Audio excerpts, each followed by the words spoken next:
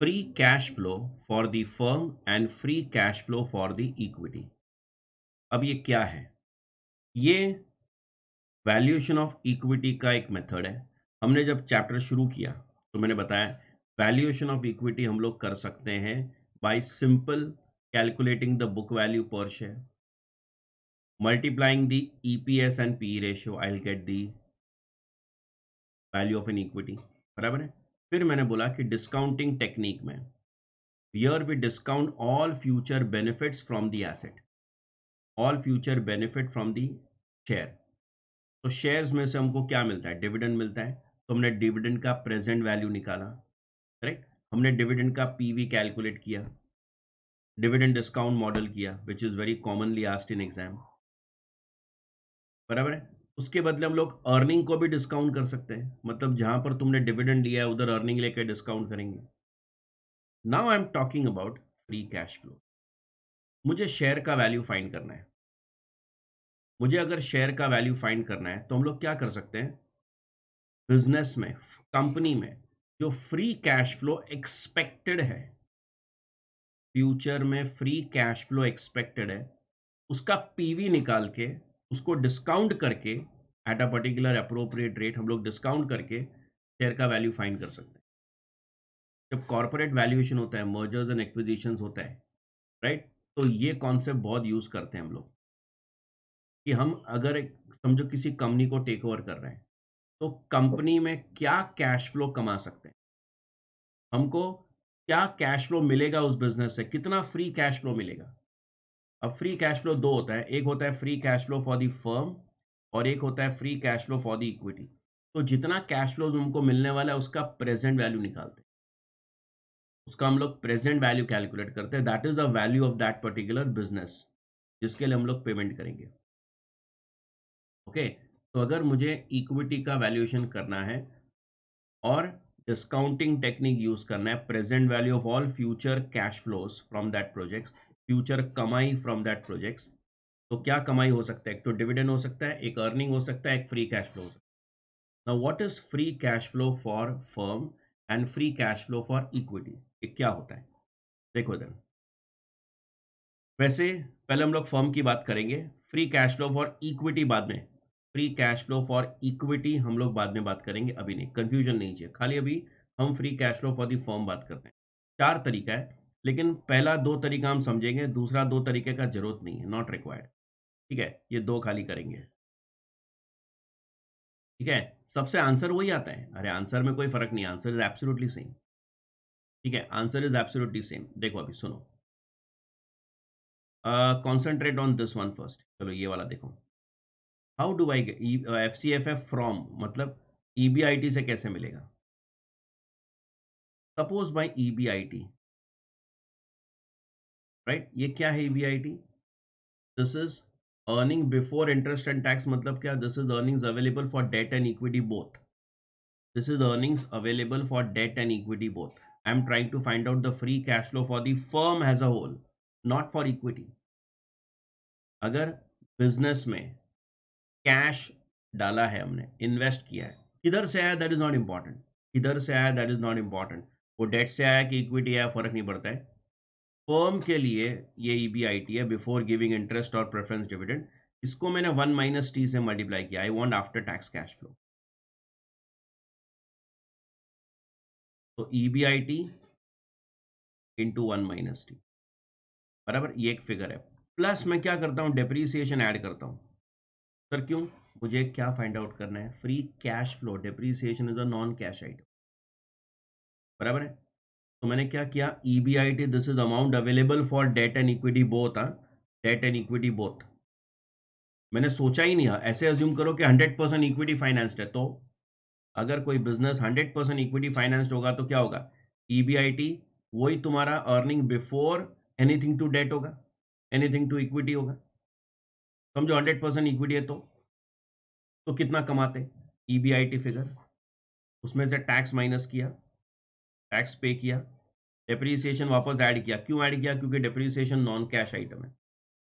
Minus fixed assets, ये fix cost है, fixed asset investment minus working capital का investment, plus और minus भी हो सकता है।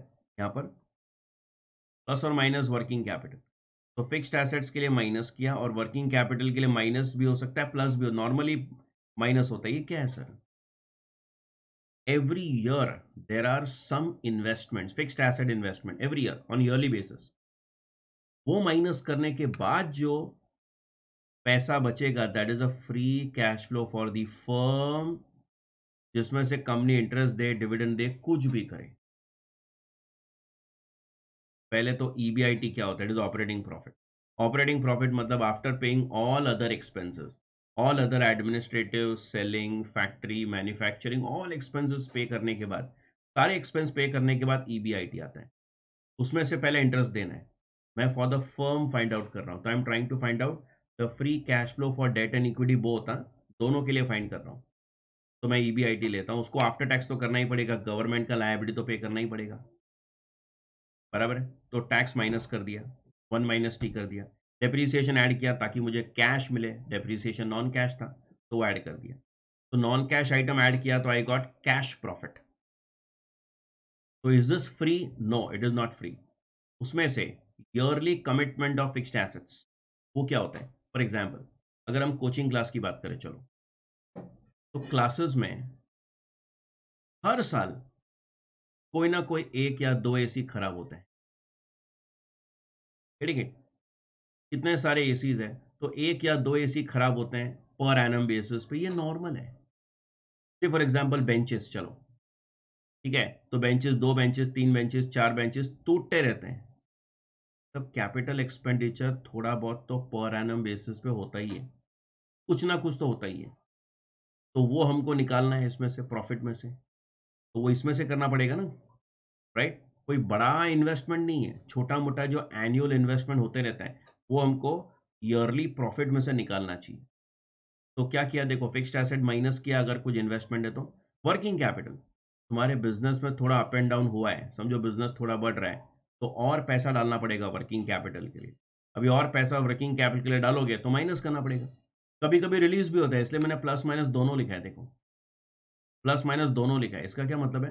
कभी कभी वर्किंग कैपिटल रिलीज भी होता है, मतलब तुम्हारा बिजनेस थोड़ा कम हो गया सपोज, तो इस बार थोड़ा स्टॉक कम ब्लॉक हो रहा है, तो मेरा पैसा फ्री हो रहा है, तो मैंने ऐड कर दिया। Plus minus normally it is minus only, लेकिन प्लस भी हो सकता है।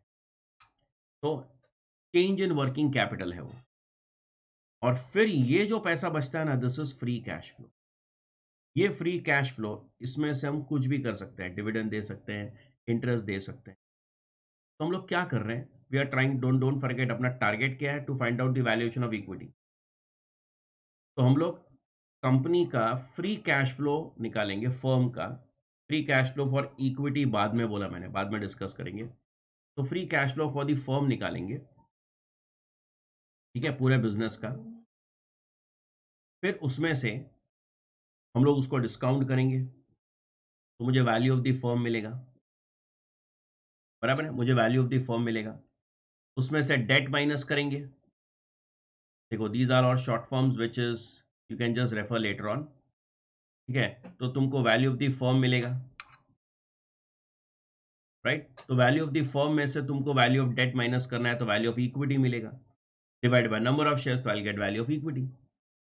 ये तुमने free cash flow for the firm लिया है ना, पूरा, पूरे फर्म का कैश फ्लो है। तो तुम डिस्काउंट करोगे तो वैल्यू ऑफ द फर्म मिलने वाला है, ठीक है? चलो अब देखो, एक दूसरा तरीका जो हम यूज कर सकते हैं,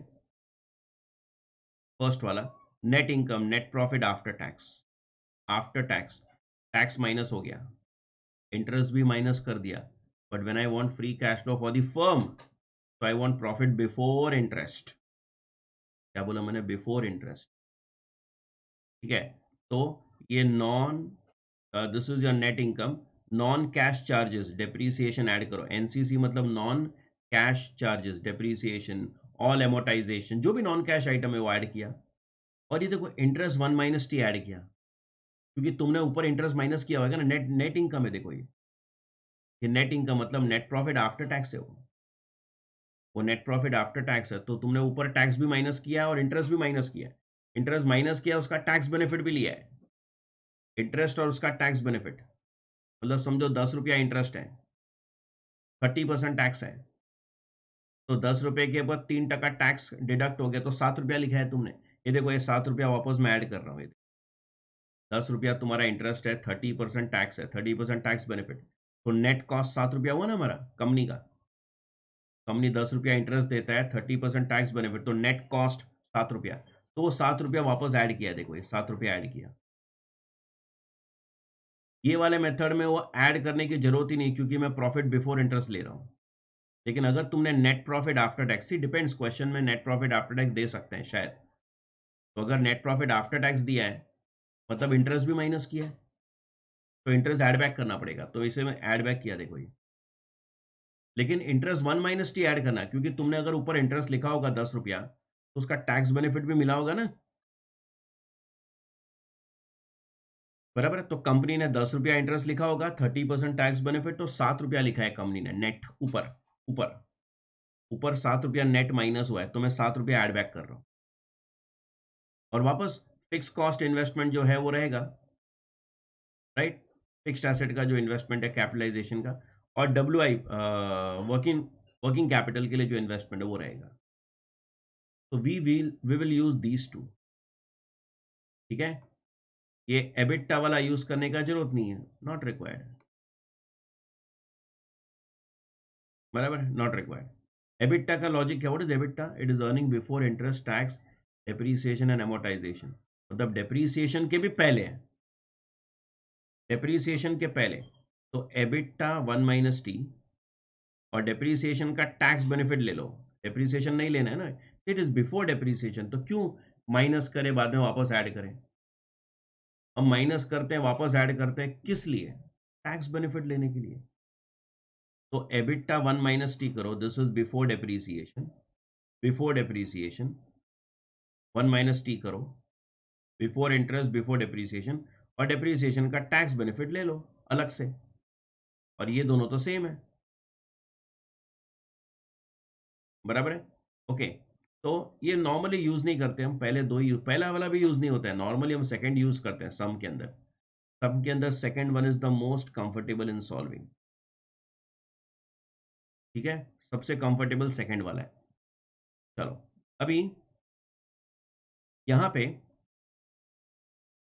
when I calculate value of the firm, ऊपर जो फाइंड आउट किया, स्टेटेड एज अबव, अगर एक्सेस कैश होगा, मार्केटेबल सिक्योरिटीज होगा, land which are held for investment होगा, तो ये हम लोग एड बैक करते हैं, these are non operating assets. Sir मतलब, अगर मुझे किसी का फर्म का वैल्यू फाइंड करना है, सुनना ध्यान से, फर्म का वैल्यू फाइंड करना है, तो हम लोग क्या करने वाले हैं? इसमें इसमें हम लोग क्या करने वाले, see we are going to find out the present value of all future cash flows. जैसे हमने ये देखो, ये किया डिविडेंड, ये डिविडेंड के लिए किया, वैसे हम लोग FCFF के लिए करेंगे। तो देखो, it will be like this, something like this.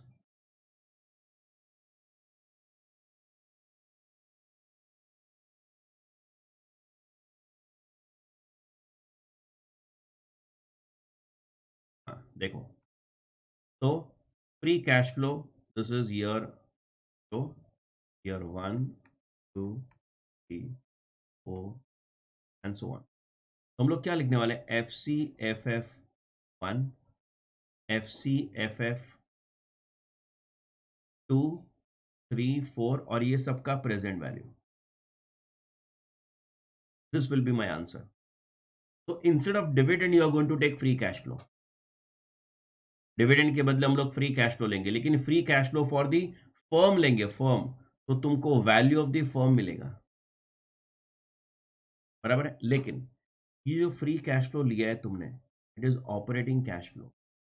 कैसे फाइंड आउट किया तुमने ये FCFF फाइंड आउट कैसे किया तुमने? देखो, तुमने इसमें लिया क्या है, तुमने इसमें लिया है operating profit, non operating item नहीं है, EBIT है वो, देखो, earning before interest and tax, मतलब operating profit, day to day business से जो आया वो profit, day to day business. तो वो एसेट्स की मदद से जो प्रॉफिट हुआ, वो एसेट्स कौन सा? Operating assets. ऑपरेटिंग एसेट से ऑपरेटिंग प्रॉफिट आएगा, जैसे प्लांट एंड मशीनरी है, वो तुम्हारा ऑपरेटिंग एसेट है, क्योंकि तुमने उसको यूज किया बिजनेस में। तो वो फिक्स्ड एसेट्स जिससे तुमने ये वाला EBIT कमाया वो ऑपरेटिंग एसेट्स है, और इससे तुमने ये कैलकुलेशन करके तुमने value of the firm find किया, यहाँ पे value of the firm find किया सपोज। तो ये जो फर्म का वैल्यू है ये वाला, ये क्या है? This is the value of the operating assets in the business. समझो तुम, ऑपरेटिंग एसेट्स, बराबर है। तो अगर कोई नॉन ऑपरेटिंग आइटम है, जैसे नॉन ऑपरेटिंग एसेट्स है, एक्सेस कैश पड़ा है जो तुमने बिजनेस में यूज नहीं किया, जिसको तुमने FCFF कमाने में यूज नहीं किया, वो अलग है, वो अलग से ऐड करो, बराबर है। इसमें तुम्हारे ऑपरेटिंग सारे एसेट्स कवर हो गए। मार्केटेबल सिक्योरिटी, ये वो सिक्योरिटीज है जो तुमने इन्वेस्टमेंट किया है इधर, वो बिजनेस में यूज नहीं हुआ, तो वो भी ऐड करो। लैंड हेल्ड फॉर इन्वेस्टमेंट, तुम्हारे पास कोई प्रॉपर्टी है जो तुमने बिजनेस के लिए यूज नहीं किया है, लेकिन वो है तो बिजनेस का ही ना, कंपनी का ही है वो, तो ये तुमको ऑपरेटिंग एसेट्स देगा, क्योंकि FCFF का PV निकाल के मिलने वाला ही है, value of the firm. Operating profit का PV निकाल के मिला तो ये ऑपरेटिंग एसेट्स हुआ, समझो तुम। लेकिन वो जो एसेट्स है जो company day to day activity में यूज नहीं कर रहा है, वो भी कंपनी का ही तो है, तो कंपनी के वैल्यूएशन में ऐड होना चाहिए, कंपनी के वैल्यूएशन में उसको ऐड करना चाहिए। तो ये टोटल ऐड करेंगे ना तो हमको फर्म का वैल्यू मिलेगा। क्या मिलेगा? फर्म वैल्यू, पूरे फर्म का वैल्यू मिलेगा। उसमें से तुम, ये डेट प्लस इक्विटी है रिमेंबर, क्योंकि तुमने EBIT लिया है रिमेंबर, तो डेट प्लस इक्विटी हुआ। इसमें से तुम लोग डेट माइनस कर देंगे तो तुमको वैल्यू ऑफ इक्विटी मिलेगा, total total divide by number of share करेंगे ना हम लोग, डिवाइड बाय क्या करेंगे? नंबर ऑफ शेयर, तो अपने को पर शेयर मिलेगा। अगर पर शेयर फाइंड करने को बोला है तो ऐसे करेंगे, करेक्ट। तो now we take some examples on free cash flow of the firm. Free cash flow of equity बाद में करेंगे, ठीक है। चलो, take question number 13। ABC has FCFF निकाल के दिया है of 170 crores and FCFE 130 crores। FCFE how to calculate, मैंने बोला बाद में करेंगे। ABC's WACC weighted average cost of capital 11% and cost of equity KE 13%. FCFF is expected to grow at 7%। Free cash flow for the firm भी grow तो करेगा ना, dividend की तरह, कंपनी का कैश फ्लो भी तो बढ़ेगा ना अगर ग्रोथ हो रहा है तो। FCFF will grow at 7% forever and FCFE is expected to grow at 7.5% forever. ABC has a debt outstanding of 1500 crores. Find out the value of ABC using FCFF approach and FCFE. Find out the value of ABC equity. तो तुमको equity find करना है, okay. Value of ABC मतलब value for equity. चलो, FCFF approach and FCFE approach, late us start. तो तुम्हारा this is question number 13, ठीक है। पहले तो FCFF वैल्यूएशन,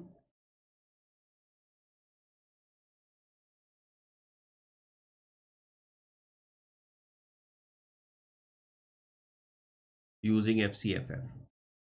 तो हमको क्या मिलने वाला? वैल्यू ऑफ द फर्म मिलेगा पूरा, it will B FCFF1 upon, जैसे D1 upon KE minus G, वैसे इधर पूरे फर्म का वैल्यू है ना, तो पूरे फर्म का कॉस्ट लेते KO, ऐसे आता है, because this is perpetual cash flows और ये ग्रो होने वाला है एट अ पर्टिकुलर रेट। क्या रेट दिया है उसने? 7%, बराबर। अच्छा, what is free cash flow for the firm? 170 crore, और ये ग्रो होने वाला है, तो expected cash flow growth rate कितना है? 7% है ना, तो इंटू 1.07 लिखता हूं मैं, divided by KO, overall cost. Value of the firm के अंदर डेट इक्विटी दोनों आ गया, तो मुझे जो कॉस्ट लेना है वो दोनों का मिला के लेना पड़ेगा। WACC is what? Weighted average cost of capital, बराबर है। It is weighted average cost of capital. तो कितना है WACC देखो, 11%। और ये तुम्हारा ग्रोथ रेट। जरा इसको सॉल्व करो, tell me the answer. Solve this. 4547.5 crores। This is the value of the firm. ये इसमें डेट और इक्विटी दोनों है, इसमें डेट और इक्विटी दोनों है। हमको क्या फाइंड आउट करना है? Value of equity. ठीक है, तो वैल्यू ऑफ इक्विटी कैसे मिलेगा? Value of the firm 4547.5 crores, इसमें से वैल्यू ऑफ डेट माइनस करो। कितना डेट का वैल्यू है? 1500 crores। 1500 crores, तो तुमको क्या मिलेगा? Value of equity. ठीक है, तो वैल्यू ऑफ इक्विटी माइनस करो, कितना आएगा? 3047.5 करोड़, बराबर। This is the value of equity using FCFF। FCFF के हिसाब से ये आंसर आता है। ठीक है, चलो sir next. Sir now value of equity using FCFE approach. मैं directly free cash flow for equity निकाल रहा हूं, इक्विटी। अब free cash flow for equity निकालते वक्त, अभी मैंने बताया नहीं तुमको कैसे आएगा, लेकिन यहां पर तुमको इंटरेस्ट माइनस करना पड़ेगा। जो तुमने FCFF फाइंड किया, free cash flow for the firm, उसमें से इंटरेस्ट माइनस करना पड़ेगा, उसमें से कुछ कमिटमेंट माइनस करना पड़ेगा इक्विटी वाले का, फिर मिलेगा free cash flow for equity. तो वो प्रोसेस अभी तक हमने डिस्कस नहीं किया है, लेकिन अभी खाली इसको कैलकुलेट करके खत्म करते हैं ये सम को। तो मुझे वैल्यूएशन ऑफ इक्विटी मिलेगा डायरेक्टली। देखो, डायरेक्टली वैल्यूएशन ऑफ इक्विटी मिलेगा। Why? Because I am directly writing free cash flow for equity, FCFE1। मुझे फाइंड आउट करना है V00 टुडे, तो F1 लेना पड़ेगा अपॉन, नीचे क्या लिखूंगा मैं? वैल्यूएशन ऑफ इक्विटी है तो KE माइनस G। ऊपर मैंने क्या फाइंड आउट किया था? Value of the firm find किया था, उसमें डेट इक्विटी दोनों का वैल्यू मिला था, उसमें से डेट माइनस करके इक्विटी निकाला। ये खाली डायरेक्ट इक्विटी निकाल रहे हो तुम, अलग मेथड। आंसर मैच होएगा सर? नहीं मैच होएगा, answer will be different. FCFE क्या है, कितना दिया है? 130 करोड़। अच्छा, उसमें ग्रोथ रेट कितना है? उसमें ग्रोथ रेट अलग है, 7.5 है। देखो, FCFF 7% है, FCFE 7.5% है। ठीक है, तो इंटू 1.075 ग्रोथ रेट ऐड किया मैंने। के ई कितना है? 13%। और तुम्हारा ग्रोथ रेट है 7.5%। सॉल्व करो इसको। आई am getting value of equity directly, कितना मिल रहा है? 2540.91 करोड़।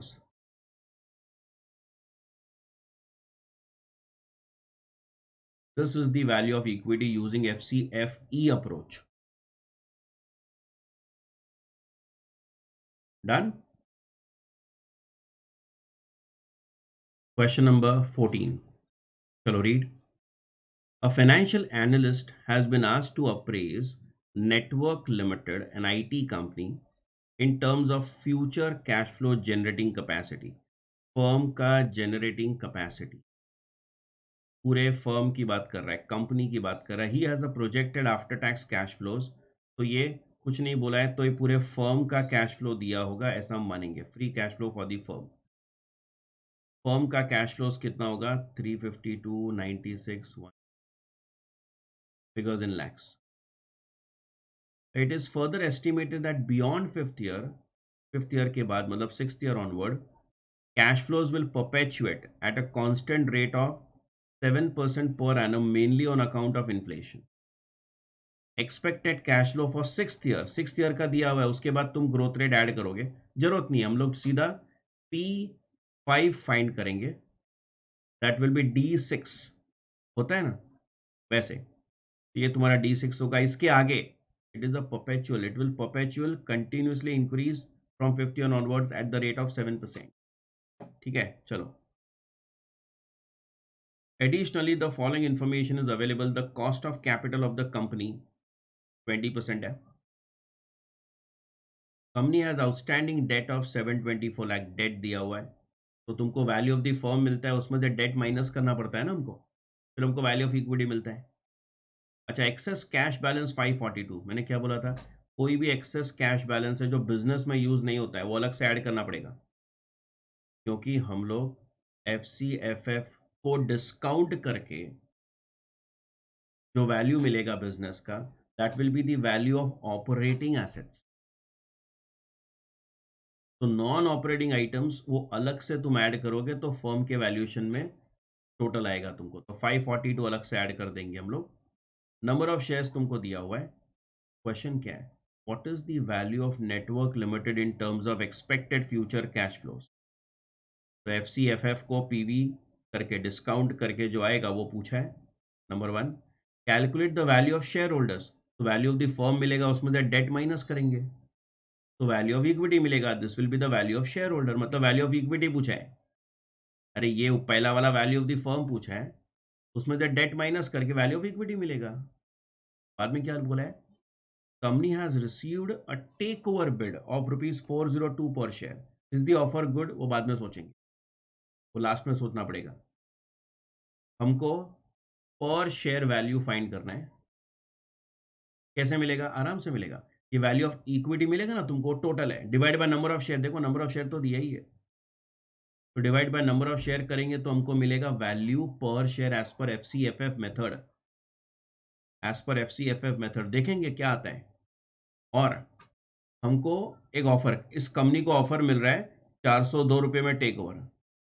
सामने वाला कंपनी हमको एक शेयर का 402 रुपया दे रहा है, तो क्या ये ऑफर एक्सेप्ट करना चाहिए, तो हमारा जो वैल्यू एज पर शेयर है ना वो कम होना चाहिए। समझो हमने कैलकुलेट किया value of equity total divide by number of share किया, अज्यूम करो 300 रुपया है, 300 रुपया सपोज, ऐसे ही बोला मैंने, 300 रुपया है, और सामने वाला कंपनी हमको 402 रुपया दे रहा है एक शेयर का। सामने वाला कंपनी टेक ओवर बिड आ रहा है, सामने वाला हमको 402 रुपया दे रहा है, 300 के बदले। हमारा शेयर का वैल्यू 300 रुपया है as per this method. Is the offer good, yes. तो वो तो चेक करना पड़ेगा। तो तुम्हारा काम क्या है, finding out the value of the firm. कैसे मिलेगा, PV ऑफ ऑल FCFF,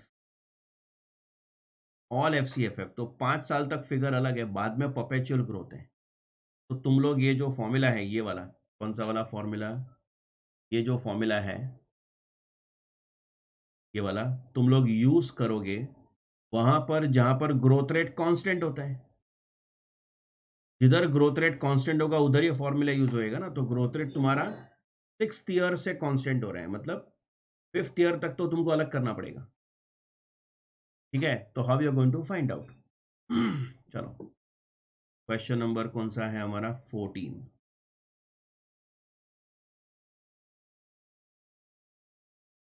ठीक है, question number 14, the first part of the question, number 1,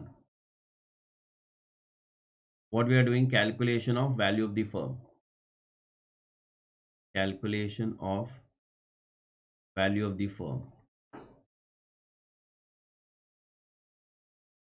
PV of all future FCFF, year 1 2 3 4 5, FCFF दिया हुआ है।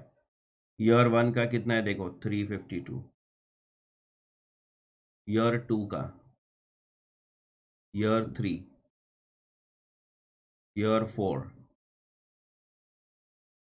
ईयर 5, और 6th ईयर का कैश फ्लो। बहुत बड़ा अमाउंट दिया है, लेकिन दिया है तो दिया है, अभी क्या करेंगे, जो है वो लो। कितना दिया है, 2052। तो 5th ईयर ऑनवर्ड्स, हाँ, बाद में कंटिन्यूस ग्रो भी करेगा वो। तो 5th ईयर में मैं V5 फाइंड कर रहा हूँ, देखो V5 value of the firm at the end of the 5th year. तो V5 कैसे मिलता है, FCFF 6 T5 कैसे मिलेगा? D6 होगा ना, वैसे सेम लॉजिक, मैथमेटिकल लॉजिक तो सेम है। और नीचे value of the firm KO minus G बराबर है। तो ये तुम्हारा कितना आने वाला है? FCFF6 उसने 2052 दिया हुआ है, तुम उसमें ग्रोथ रेट ऐड मत करो। 6th ईयर का फिगर दिया हुआ है, 6th ईयर का फिगर डायरेक्टली तुमको 2052 दिया है, डिवाइड बाय KO कितना है? 20%, कॉस्ट ऑफ कैपिटल 20% है, ग्रोथ रेट उसने 7% बोला है। तो जरा बताओ कितना मिलता है, ये सॉल्व करो। 2052 डिवाइड बाय 0.13,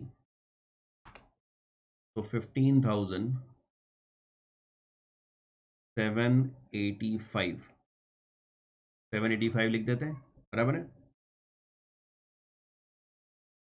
चेक करना, 15,785 बराबर है। देखो इधर लॉजिक ऐसा ही है, जिसको डाउट है, जिसको डाउट है देखो इधर एक बार, खाली ऐसे समझा रहा हूं मैं, देख लो, लिखो मत, डोंट राइट। तो तुम्हारा ईयर 0 1 2 3 4 5 6 7 परपेचुअल, तो 6th ईयर से बाद में कंटिन्यूस 7% ग्रोथ है, तो हम लोग ना V5 फाइंड कर सकते हैं, ये सबका पीवी। ये पहले 5 साल का FCFF अलग है, मुझे V0 चाहिए, रिमेंबर। तो ये सबका पीवी अलग से करना पड़ेगा, और इसका वैल्यू फाइंड करके अलग से, ये दोनों ऐड करेंगे तो वैल्यू ऑफ द फर्म आता है, वही मैं कर रहा हूं। तो जो लॉजिक शेयर्स के में, जो कैलकुलेशन लॉजिक शेयर्स में था, वैसा ही इधर है, राइट। शेयर्स में मतलब जो डिविडेंड में था, वैसा ही इधर FCFF में, एब्सोल्युटली सेम। चलो इसको डिस्काउंट करो। You have to discount at what rate? The cost of capital का रेट, कंपनी का।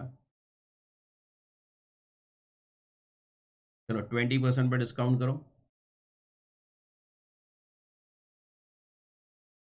ठीक, 3 डेसिमल्स एवरीवन। तो discounted FCFF, this will be the value of the firm subject to that cash वाला adjustment। ये तुम्हारा operating assets मिलता है, this is what value of net operating assets.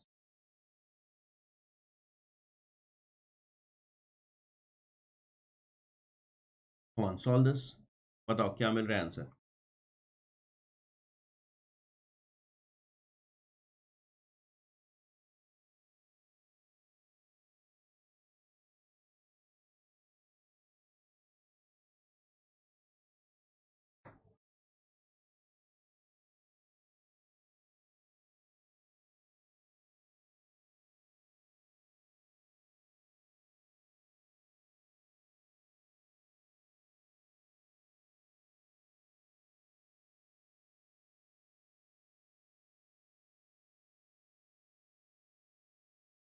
So we are getting 6956.49. Okay, 6956.49. This is the value of the firm today, of course excluding that cash adjustment. तो लिखो अभी, value of the firm, value of the enterprise, value of the firm, value of the entire enterprise will be, ये जो तुमको मिला 6956.49 plus non operating asset, तो access cash है ना, एक्सेस कैश मतलब क्या? वो नॉन ऑपरेटिंग मतलब ऐसे ही पड़ा है, it is good for the company that company has access cash balance, लेकिन ये बिजनेस में यूज नहीं हुआ है, ये पैसा FCFF कमाने में नहीं लगा है, तो वो अलग है, ठीक है। तो ये वाला जो 542 lakhs, ये वाला जो वो ऑपरेटिंग एसेट्स है, these are the value of assets used to earn FCFF, but वो जो एक्सेस कैश है 542 lakhs, ये लैक्स में, सब फिगर्स इन लैक्स हैं, ठीक है, वो तुमको अलग से लिखना पड़ेगा। Everywhere it is in lakhs only, तो मैं बार बार लिख नहीं रहा हूं। का टोटल कितना आएगा तुम्हारा, करो टोटल,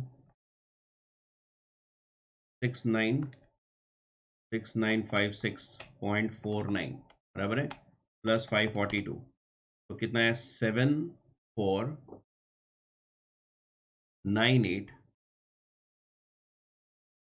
0.49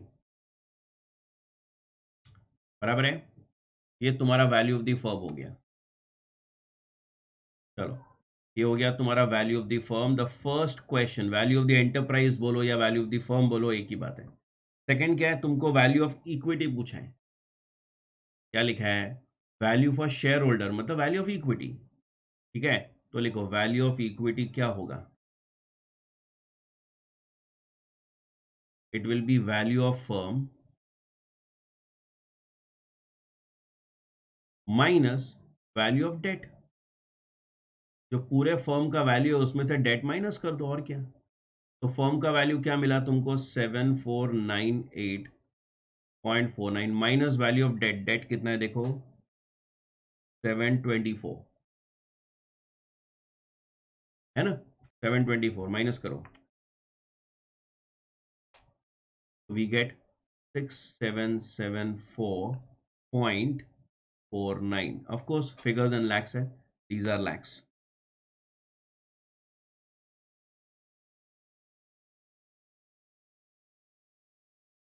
करेक्ट।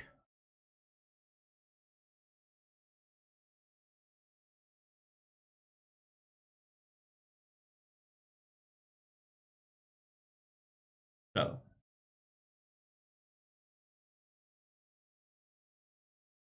डन। अच्छा, नेक्स्ट पार्ट क्या पूछा, नंबर 3। ये टोटल, ये this are figures in lakhs है, ये पर शेयर नहीं है, टोटल इक्विटी है कंपनी का। नेक्स्ट क्वेश्चन क्या है, ऑफर है ना, एक company has received and takeover bid of 402 per share, is the offer good. चलो चेक करते हैं। ये मेथड के हिसाब से what is value of equity total, 6774.49 बराबर है। अभी कंपनी का एक इक्विटी का वैल्यू फाइंड करना है, तो write down value of one equity share, तो 6774.49 लैक्स डिवाइड बाय कितना है, 30,30,000। देखो ना, नंबर ऑफ शेयर 30,30,000, 30.3 लैक्स। बोलो कितना आता है, डिवाइड करो। तो 6774.49 223.58, ओके ठीक है। तो शेयर का प्राइस आता है 223.58 rupees.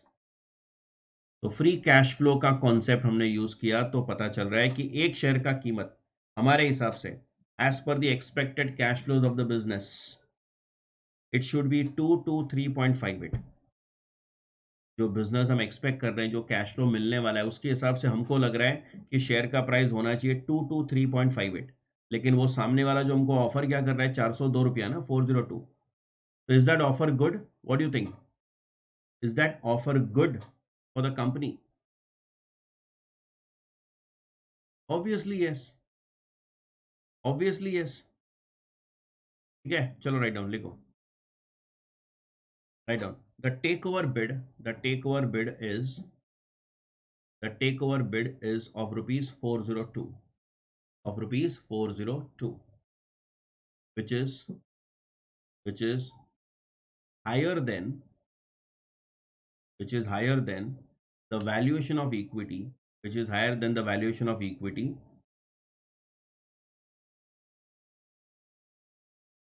of rupees 223.58.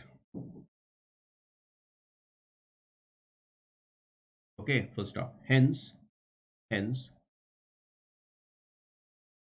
the takeover bid offer should be accepted. Hence the takeover bid offer should be accepted. Should be accepted. Okay. Question number 15, an important question. Market important. अच्छा समय, चलो पढ़ो पढ़ो। Following firm, following information are available in respect of XYZ Limited, which is expected to grow at a higher rate for 4 years, after which growth rate will stabilize as lower at a lower level. मतलब 4 साल तक high growth है, बाद में एक lower growth है, उस पर स्टेबिलाईज हो जाएगा, कांस्टेंट हो जाएगा। ठीक है, चलो base year, starting base year मतलब 0 ईयर। रेवेन्यू कितना है, मतलब रेवेन्यू मतलब सेल्स। ईबीआईटी दिया हुआ है, कैपिटल एक्सपेंडिचर दिया है, डेप्रीसिएशन दिया है, ठीक है। आगे क्या लिखा है, information for high growth and stable growth period R S follow. High growth, stable growth, ये 1 to 4 years, और ये क्या है, बियॉन्ड 4 years, बराबर है, 4 years के बाद।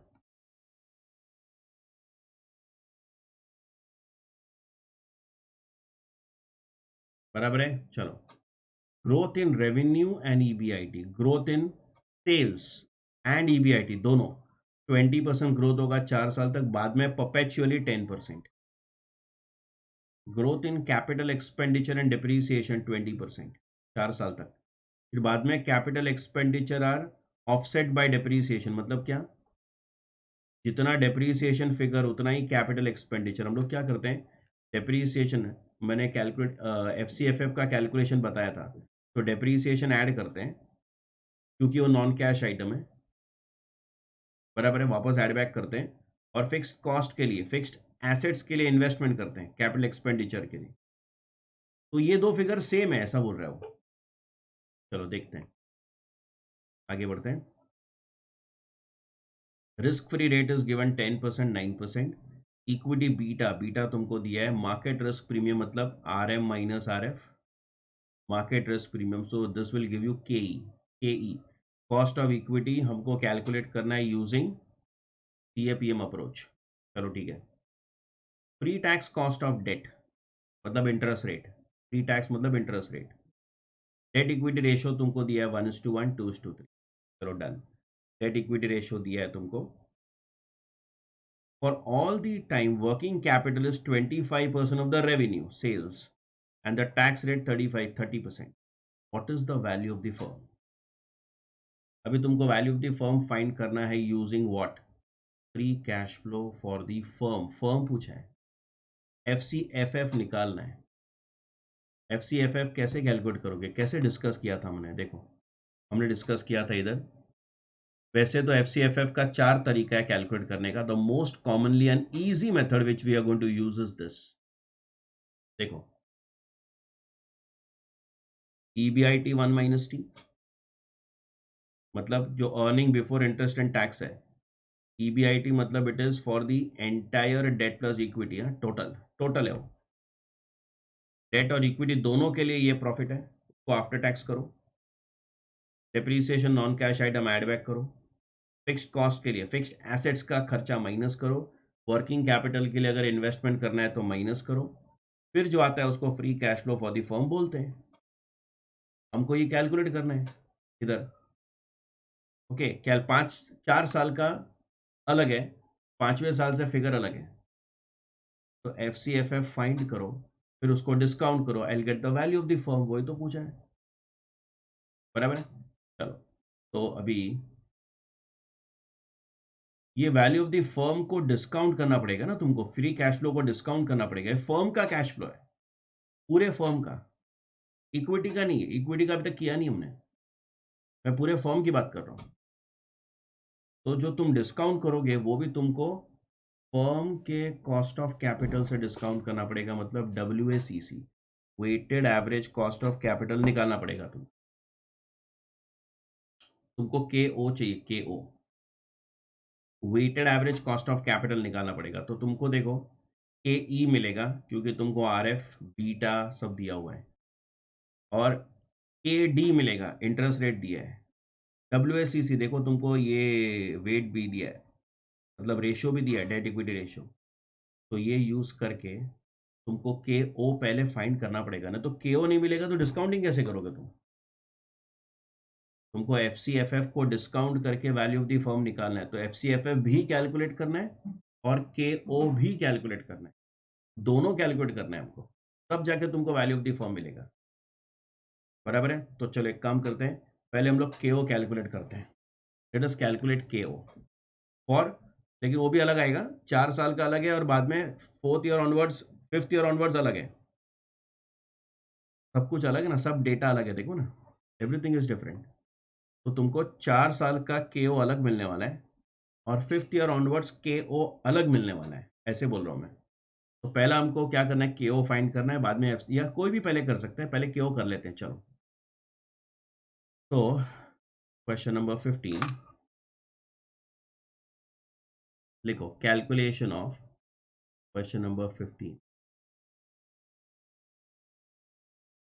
सबसे पहले calculation of KO। I am doing this for year 1 to 4, पहले year 1 to 4, 5th year onwards बाद में करना पड़ेगा। ठीक है, इसका डेट इक्विटी रेशियो क्या दिया है तुमको, 1:1 दिया हुआ है, 1:1।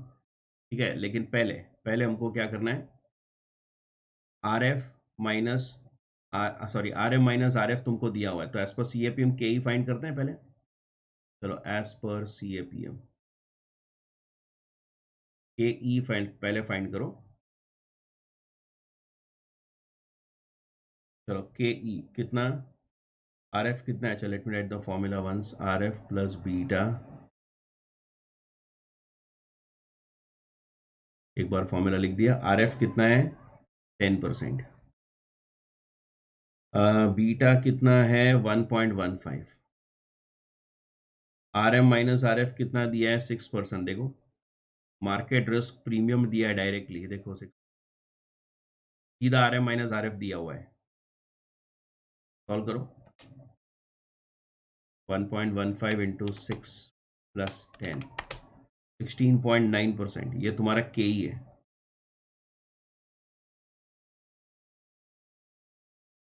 दिस इज योर के, बराबर है। चलो उसके बाद तुमको के डी फाइंड करना है, तो कैसे फाइंड करते हैं, इंटरेस्ट 1 माइनस टी, तुम्हारा pre tax cost of debt कितना है, इंटरेस्ट रेट 13%, और टैक्स रेट कितना दिया है, देखो टैक्स रेट 30%, टैक्स रेट 30%, सो 13 इंटू 9.1, 9.1 बराबर है, 9.1 है। चलो, तो अभी तुमको कैलकुलेट करना है WACC, weighted average cost of cap, WACC कैसे मिलेगा,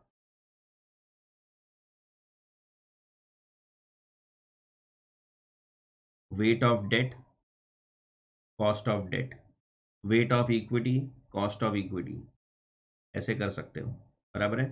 तो what is weight of equity, cost of equity plus, या तो के ही लिखो, तो K, weight of debt, cost of debt, weighted average, I am taking weighted average no, तो उसका वेट्स क्या है, तो तुमको रेशियो क्या दिया है, देखो 1:1 लिखा है, देखो 1:1, 1:1 दिया है, तो 0.5 हुआ, 0.5 इंटू व्हाट इज के, 16.9, और के डी कितना है 9.1, ये तुम्हारा WACC हो गया, weighted average cost of capital, weight of equity, cost of equity plus weight of debt, cost of debt, बोलो कितना मिल रहा है, ऑल दिस इक्वल है,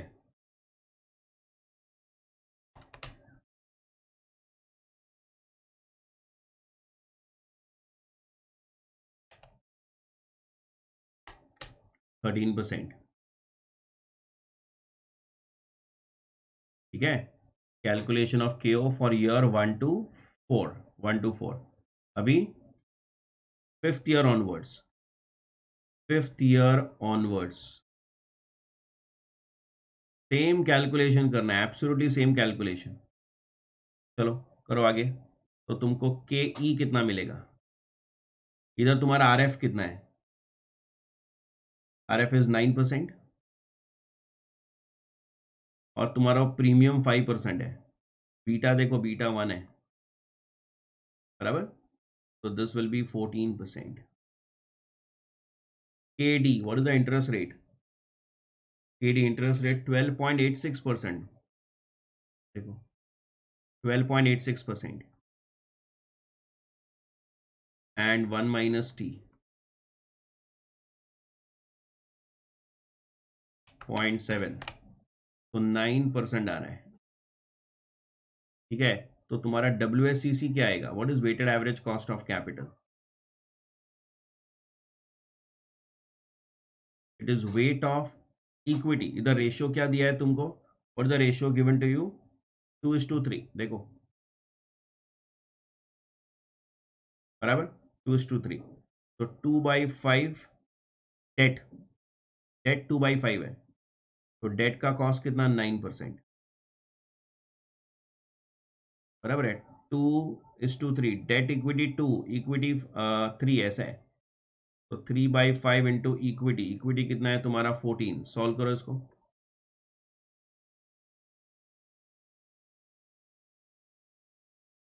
कितना आता है? 11। 11 आता है कि 12 आता है? There are two answers I am getting. 11 है कि 12 है? 12 है।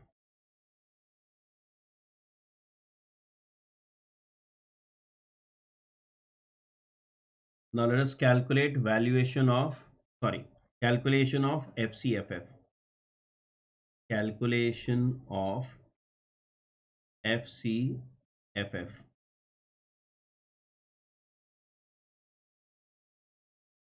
ठीक है, अभी इधर तुम्हारा कैलकुलेशन ऐसे करना पड़ेगा, पर्टिकुलर्स और ईयर 1 2 3 4 अलग आने वाला है, अलग आने वाला है। बाद में कंटिन्यूस परपेचुअल ग्रोथ है। ठीक है, तो it will be like this, year 1 2 3 4 and fifth year onwards. Fifth year का निकालते हैं, बाद में आगे करने का जरूरत नहीं है, बाद में हम डायरेक्टली FCFF, तो P value of the firm at the end of fourth year find कर लेंगे, उसके बाद कांस्टेंट ग्रोथ है ना, इसीलिए। चलो स्टार्ट करें। चलो स्टार्ट करो, सबसे पहले sales. Let us start with sales. अच्छा, तुम्हारा सेल कितना है? देखो, बेस ईयर का रेवेन्यू 2000 करोड़, 2000 करोड़ है। That you increase every year by, देखो 20%, क्या लिखा है देखो 20%। तो चलो करो, तो 2000 इंटू 20%, तो 2400,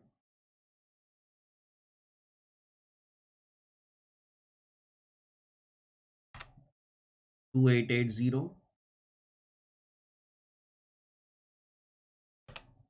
3456, बराबर है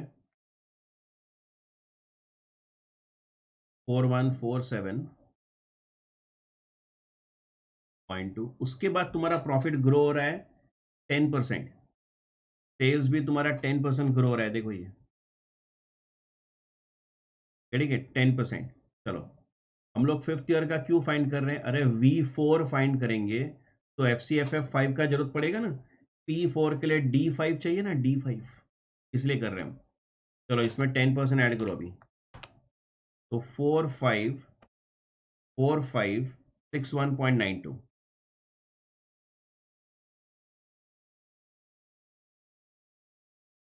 बराबर है 4561.92।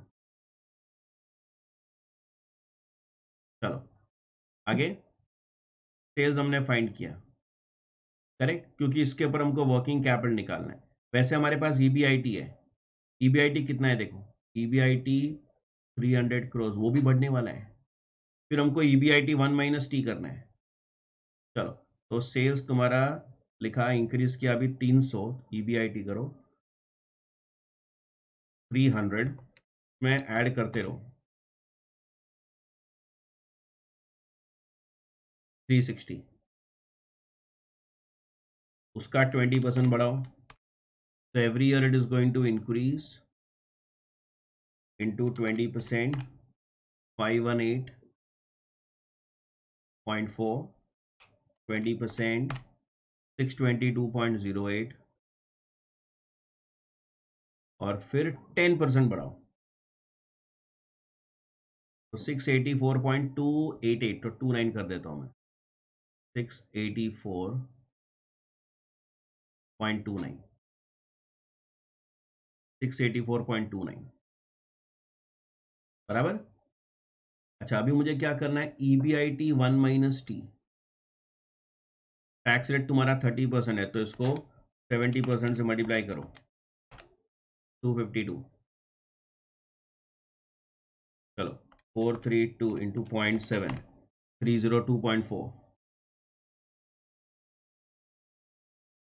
देन 518.4, 362.88।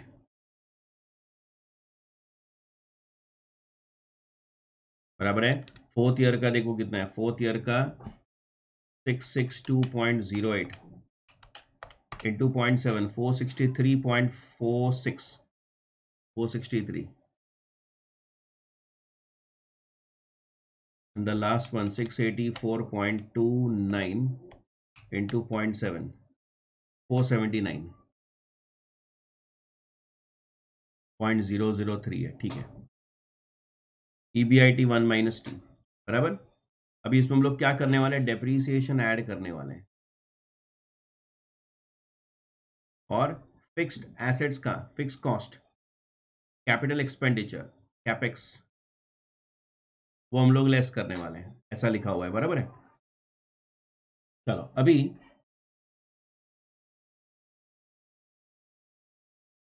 डन। देखो अभी sir EBIT 1 minus T fourth year का 435 होगा। 435 मैंने पॉइंट गलत फोर लिखा फाइव क्या, सिक्स रॉन्ग लिखा मैंने। 663.08 इंटू 0.7, अच्छा 460, नहीं मैंने कुछ ये रॉन्ग लिखा है, ये रॉन्ग है क्या, फिर देखो ये चेक अच्छा करो। कि 622।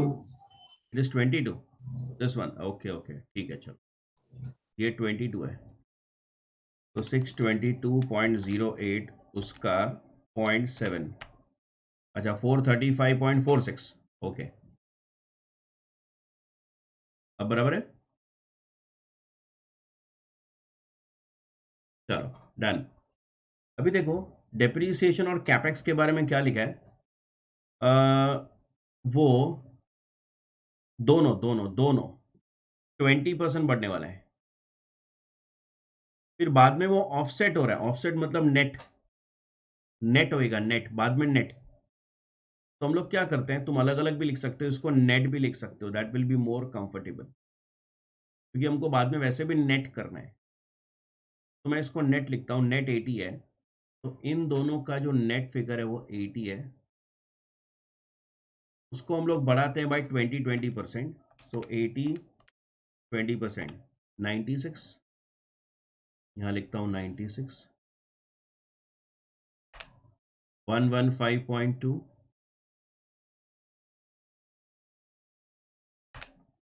138.24,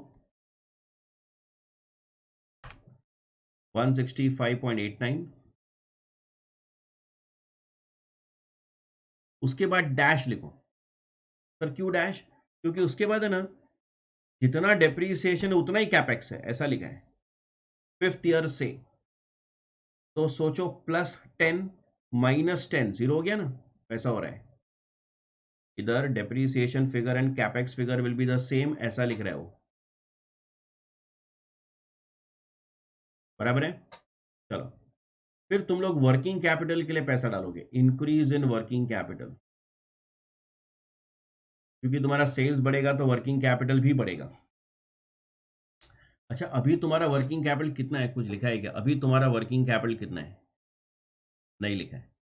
अभी जरा सोचो, तुम ध्यान से सुनना, तुम्हारा सेल कितना बढ़ रहा है, ईयर 1 की बात कर रहा हूं, 2000 करोड़ से 20%, मतलब देखो इधर 2000 से 2400, 400 का इंक्रीज हो रहा है, 400 का फर्स्ट ईयर में, 400 का इंक्रीज है। बिजनेस में वर्किंग कैपिटल पहले से होएगा, understand what I am saying, working capital पहले से है बिजनेस में, you have to put additional working capital. क्या बोला मैंने, एडिशनल वर्किंग कैपिटल। बिजनेस में डे टू डे एक्टिविटीज में वर्किंग कैपिटल तो होएगा ही, ऐसा थोड़ी कि नहीं होएगा। तो 2000 करोड़ ईयर 0 में सेल, अभी 2400 हो रहा है, तो 400 का इंक्रीज हुआ, और उसने क्या बोला है, कि working capital is 25% of the revenue, तो तुमको 25% किसका लेना है? 2400 का नहीं, समझो तुम।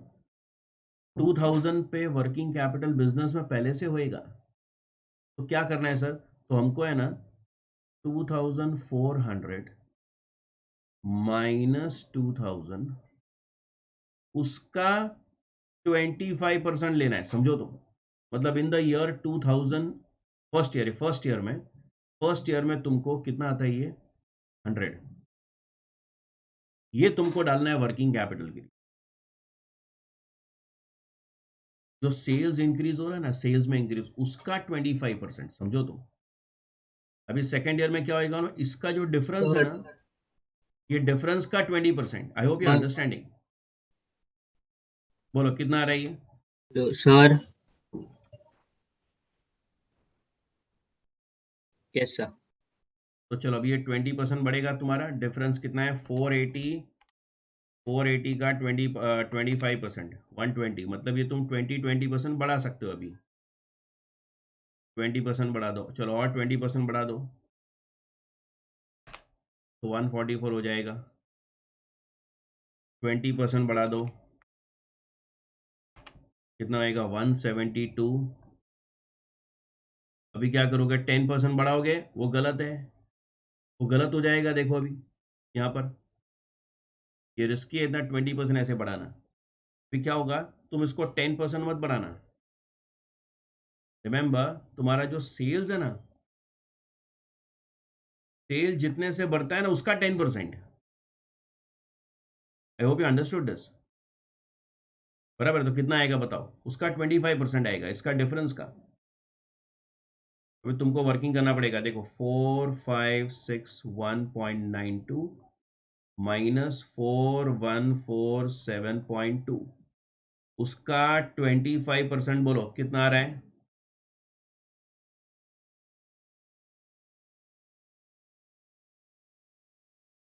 4561.92 माइनस 4147.2, उसका तुम लोग निकालोगे 25%, कितना आएगा? 103.68 आता है। देखो बराबर है, वो तुम लोग इधर लिखना 103.68। समझा? तो तुम लोग उधर ऐसे ऐड मत कर देना 10%। चलो दैट्स इट। अभी टोटल करो और मुझे बताओ एफसीएफएफ कितना आ रहा है हर एक साल का। हर एक साल का एफसीएफएफ फिगर यहाँ तुम निकालोगे, ये तुमको मिला free cash flow for the firm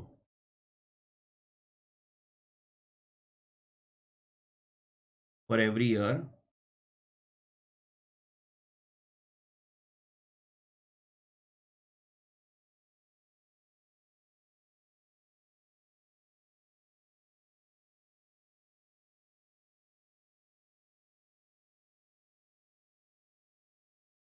ठीक है, तो यहां से कैलकुलेट करोगे EBIT 1 minus T plus 96 minus 100, ये करोगे तुम, है ना? 252 प्लस 96 माइनस 100, ये 100 माइनस हो रहा है। टू सर 96 डिडक्ट होगा। 96 भी डिडक्ट होगा, सॉरी, क्योंकि तुम्हारा कैपेक्स ज़्यादा है ना। कैपेक्स कितना है? कैपेक्स इज मोर, तो ये तुम्हारा 80 का इन्वेस्टमेंट आ रहा है, तो ये भी तुम्हारा माइनस ही होने वाला है। ये सब माइनस, नेट अमाउंट माइनस ही करना है ब्रैकेट में। You can put it in bracket if you want. सब ये सब माइनस हो रहा है, करो माइनस, कितना आ रहा है? Everything is in bracket. Capex ज़्यादा है, डेप्रीसिएशन कम है, मतलब खर्चा होने वाला है। वर्किंग कैपिटल के लिए भी इन्वेस्टमेंट कर रहे हो तुम लोग। तो 252 माइनस 96 माइनस 100, 56 ईयर 1 का। चलो बताओ ईयर 2 का कितना मिला?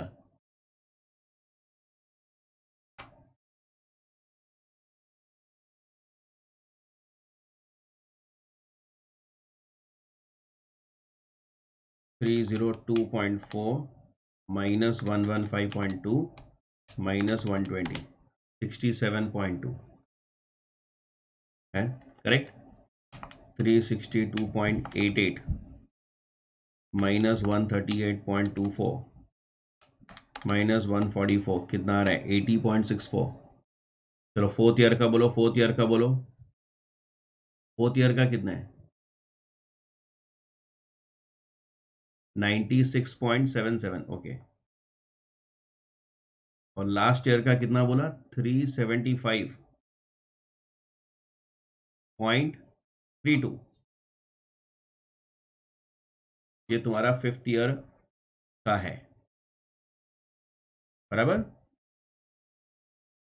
अभी मुझे कैलकुलेट करना है value of the firm. So calculation of value of the firm अभी मिल जाएगा, calculation of value of the firm.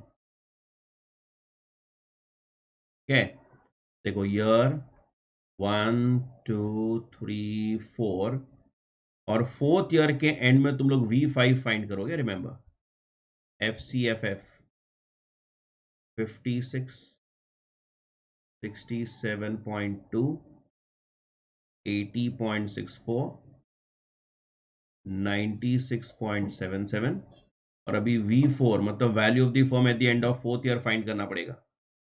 तो कैसे फाइंड करेंगे सर, देखो सिंपल है, ये कितना 375.32, ठीक है। तो V4 इक्वल टू FCFF5, इसलिए तो हमने फाइंड किया वो, और नीचे क्या लिखोगे KO माइनस G,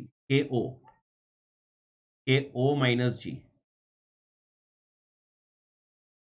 बराबर है KO माइनस G। देखो अभी व्हाट इज FCFF5 375.32, तो देखो इधर 375.32 KO, what is KO from fifth year onwards. Fifth year के बाद KO क्या है, मतलब फिफ्थ ईयर से KO क्या है 12%, बराबर है 12%। तो वो 12% यहां यूज करोगे। और ग्रोथ रेट क्या है उसके बाद, क्या ग्रोथ रेट दिया है देखो जरा क्वेश्चन में,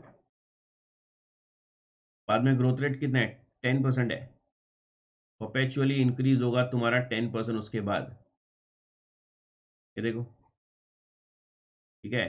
तो 10%, जरा इसका आंसर बोलो कितना मिलता है, how much is this 375.32 divide by 0.02, तो 118,000 कितना मिल रहा है 7, तो ये मैं यहाँ लिखता हूँ 18,760, ये तुमको मिला at the end of the fourth year ना। अभी तुम डिस्काउंट करोगे 4 साल के, पहले 4 साल के लिए तुमको जो KO मिला है ना, वो रेट क्या मिला था 13%। Fifth year onwards you have to use 12%, लेकिन पहले 4 साल के फिगर्स के लिए 13% यूज करो। हमने फाइंड आउट क्यों किया है फिर ये, बराबर है। तो यहाँ 13% यूज होएगा पहले 4 साल के कैश फ्लोज को डिस्काउंट करने के लिए, तो 13% यूज करो इधर, डिस्काउंटेड कैश फ्लोज। ये तुमको मिल गया value of the firm. This is your question, value of the firm today. करो, कंप्लीट दिस। 3 डेसिमल्स पे डिस्काउंट करना।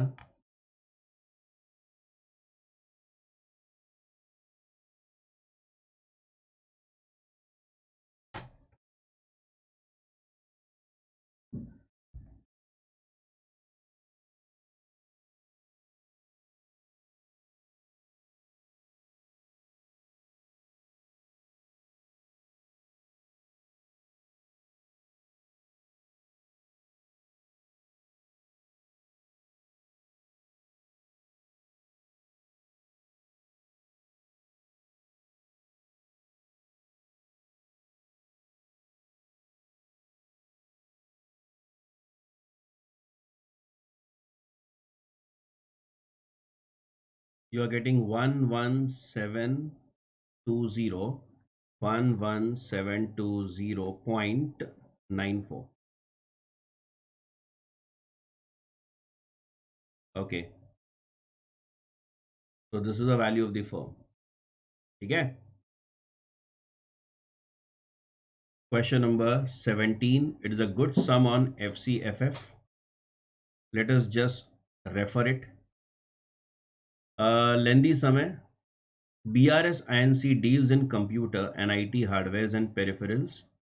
The expected revenue for the next 8 years is as follows. Year 1, 2, 3, 4 up to 8 years तुमको revenue दिया हुआ है. फिर उसके बाद तुमको दिया है summarise financial as on 31st of March 2012. Okay, तुमको सेल्स पिछले 8 साल का सेल्स दिया हुआ है, सॉरी 8 साल का सेल्स फोरकास्टेड दिया हुआ है, एक्सपेक्टेड, और बैलेंस शीट दिया हुआ है. ठीक है. इक्विटी एंड बॉन्ड तुमको इधर से वो डेट इक्विटी रेशियो मिल जाएगा तुमको. You will get the debt equity ratio. Debt equity ratio मिल जाएगा. Additional information, it's variable expenses 40% of the sales. Variable expenses and fixed operating expenses cash are estimated as follows. Period 1 to 4 and 5 to 8. ये तुमको क्या दिया? Variable expenses 40% of the sales and fixed operating expenses are estimated like this. ठीक है. An additional advertisement and the sales promotion campaign will be launched. ये खर्चा दिया हुआ है तुमको, ईयर 1 में इतना खर्चा होगा, 2, 3 में additional expenses are given. Fixed assets are subject to depreciation on WDV method. So our calculation will be every year different. Okay, depreciation दिया नहीं है, हमको कैलकुलेट करना है. ठीक है. फिर company has planned expenditure for the coming 8 years. पहले से जो फिक्स्ड एसेट है बैलेंस शीट में वो प्लस प्लस प्लस प्लस होएगा. बैलेंस शीट में ऑलरेडी है, प्लस ये करना पड़ेगा. Investment in working capital is estimated to be 20% of the sales. Sales का 20% होना चाहिए. Tax rate 30%. Cost of equity के लिखा है 16%. Free cash flow of the firm is expected to grow at 5% per annum after 8 years. After 8 years देखो ये समय क्या था? आफ्टर 4 years था. तो तुमने क्या किया? 4 साल तक वर्किंग किया, 5वें साल का तुमने बनाया, कैलकुलेट किया FCFF, और फिर तुमने उसके लिए ऐसा वर्किंग किया. देखो क्योंकि 5th ईयर से कंटिन्यूसली वो 10% परपेचुअल ग्रोथ 5th ईयर से था. ये फॉर्मूला यूज करना है तो growth rate has to be constant perpetual. तो वो जो परपेचुअल ग्रोथ रेट है वो तुम्हारा 8th ईयर के बाद, आफ्टर 8 years होने वाला है, 9, 10 आगे. From the above information calculate value of the firm and value of, तो पहले फर्म का वैल्यू फाइंड करेंगे, उसमें से हम लोग डेट माइनस कर देंगे तो वैल्यू ऑफ इक्विटी मिलने वाला है. वैल्यू ऑफ फर्म के लिए तुमको FCFF निकालना है, बराबर है. और KO भी चाहिए. KO तो मिल जाएगा, सिंपल है. देखो हमारा डेट KE दिया हुआ है, देखो 16%, और तुमको इंटरेस्ट रेट दिया है टैक्स रेट के हिसाब से 1 - T है. This is your KD. Balance sheet में देखो डेट इक्विटी दिया हुआ है तो तुमको वेट्स मिल गया, वेटेड एवरेज. तो आई थिंक इसमें कोई प्रॉब्लम नहीं है, बराबर है. KE डायरेक्टली दिया हुआ है ना, KE देखो ना 16%. और तुमको डेट का रेट कितना है बैलेंस शीट में, देखो ना डेट कितने का है बैलेंस शीट में. देखो how much is the debt rate, 12%. और टैक्स कितना है, 1 - T करो तो KD मिल जाएगा. टैक्स इज 30%, बराबर. चलो तो तुमको मिल गया KO कितना मिला? 13%. अभी तुमको FCFF कैलकुलेट करना है. FCFF पूरा वर्किंग करना पड़ेगा. EBIT भी तुमको नहीं दिया. सेल्स से पूरा वर्किंग करना है हमको. तुमको सेल्स दिया है, देखो डेप्रीसिएशन का वर्किंग. बैलेंस शीट में फिक्स्ड एसेट तुम्हारा 17 है, बैलेंस शीट देखो 17, उसमें एडिशन है तो 17, इसके ऊपर 15% डेप्रीसिएशन, तो दिस माइनस दिस करके ये आ गया. फिर वापस एडिशन है, उसका 15%, 15.67 का 15% माइनस किया, वापस बैलेंस है. सिंपल है, मतलब ऐड किया डेप्रीसिएशन माइनस करके. तो दिस वर्किंग लेंदी है लेकिन ईजी है. तो you'll get depreciation. Sir why we are calculating depreciation? क्योंकि तुमको FCFF निकालना है. इसके पहले वाले समय क्या था, ये समय क्या था, तुमको डायरेक्टली EBIT दिया था तो तुमने EBIT के आगे किया. इधर EBIT भी नहीं दिया है, पूरा स्टार्टिंग से करना है. Sales minus variable expenses minus fixed expenses, बराबर है. फिर तुमको एडवर्टाइजमेंट कुछ दिया, वो भी सब खर्चा माइनस करोगे, फिर EBIT आएगा. मतलब तुमको स्टार्टिंग से करना है, EBIT नहीं दिया है। तो question I said it is lengthy but easy. चलो वर्किंग कैपिटल ऑफ, एक मिनट, ये देखो ये तुम्हारा फ्री कैश फ्लो का कैलकुलेशन है। सेल्स तुम वेरिएबल कॉस्ट देख के लिखोगे, ऊपर फिक्स कॉस्ट लिखोगे, एडवर्टाइजमेंट लिखोगे, डेप्रिसिएशन का टेबल बनाया हमने अभी, बराबर है। ये सब खर्चा देखकर तुम लोग को EBIT मिलेगा। उसके आगे सेम जो हमने पहले किया था। EBIT के बाद क्या करने वाले हो तुम, इसको इंटू 1 - T करोगे, डेप्रिसिएशन ऐड करोगे, बराबर है। डेप्रिसिएशन का वर्किंग जो ऊपर माइनस किया वो ऐड कर दोगे। फिर तुमको क्या मिलने वाला है, ग्रॉस कैश फ्लो नाम दिया है उसने, ठीक है। फिर मेन तो वर्किंग कैपिटल का और कैपेक्स का है, बस ये दो मिल गया मतलब खत्म हो गया। फिर फ्री कैश फ्लो मिल गया, जिसको हम लोग डिस्काउंट करेंगे। देखो डिस्काउंट किया, उसको डिस्काउंट करके हमको मिलेगा वैल्यू ऑफ द फर्म। तो वैल्यू ऑफ द फर्म में से डेट तो दिया हुआ है, डेट माइनस करना, तो वैल्यू ऑफ इक्विटी, खत्म हो गया,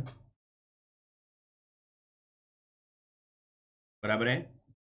वैल्यू ऑफ द फर्म मिल जाएगा, फिर उसमें से डेट माइनस करेंगे, फिर वैल्यू ऑफ इक्विटी मिल जाएगा। तो ओके, सिंपल क्वेश्चन है वैसे तो, प्रॉब्लम वो नहीं है। प्रॉब्लम है हमको वर्किंग कैपिटल का समझना है जरा। देखो बैलेंस शीट में तुम्हारा वर्किंग कैपिटल कितना है, बैलेंस शीट में given in the question 3। Current asset net है वो, देखो लायबिलिटी साइड पे कुछ नहीं है, वो नेट है, मतलब वो 3 तुम्हारा वर्किंग कैपिटल है,